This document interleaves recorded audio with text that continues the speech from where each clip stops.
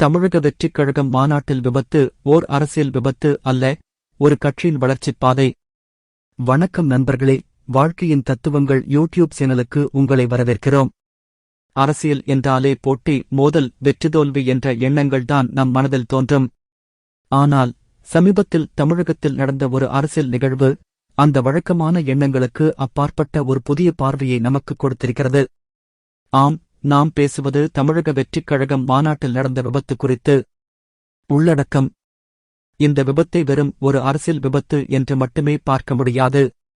இது ஒரு கட்சியின் தொடக்கப் பயணத்தில் ஏற்படும் சவால்களை அதன் தலைமையும் தொண்டர்களும் எப்படி எதிர்கொள்கிறார்கள் என்பதைப் பற்றிய ஒரு பாடம். இந்த விபத்தின் பின்னணியில் நாம் கற்றுக்கொள்ள வேண்டிய சில முக்கியமான தத்துவங்கள் உள்ளன. நெருக்கடியில் தலைமை பண்பு. ஒரு கப்பல் கடலில் அமைதியாக பயணம் செய்யும்போது அதன் தலைவனைப் பற்றி அறிந்து கொள்ள முடியாது. ஆனால் ஒரு புயல் வரும்போதுதான் உண்மையான தலைவனின் திறன் வெளிப்படும். அதுபோல இந்த விபத்து நடந்த நேரத்தில் தமிழக வெற்றிக் கழகத் தலைவர் விஜய் அவர்கள் உடனடியாகச் செயல்பட்டு பாதிக்கப்பட்டவர்களுக்கு உதவியதோடு மருத்துவமனைகளுக்கும் நேரில் சென்று ஆறுதல் கூறினார். இது ஒரு தலைவன் எப்படி இருக்க வேண்டும் என்பதற்கு ஒரு சிறந்த எடுத்துக்காட்டு. ஒரு நெருக்கடி ஏற்படும்போது பொறுப்பேற்று களத்தில் இறங்கிச் செயல்படுவதே உண்மையான தலைமை பண்புடோட் அரசியல் நாகரிகம். அரசியல் எதிரிகள் கூட இந்த விபத்துக்குப் பின்னர் தங்களது இரங்கலையும் ஆதரவையும் தெரிவித்தனர்.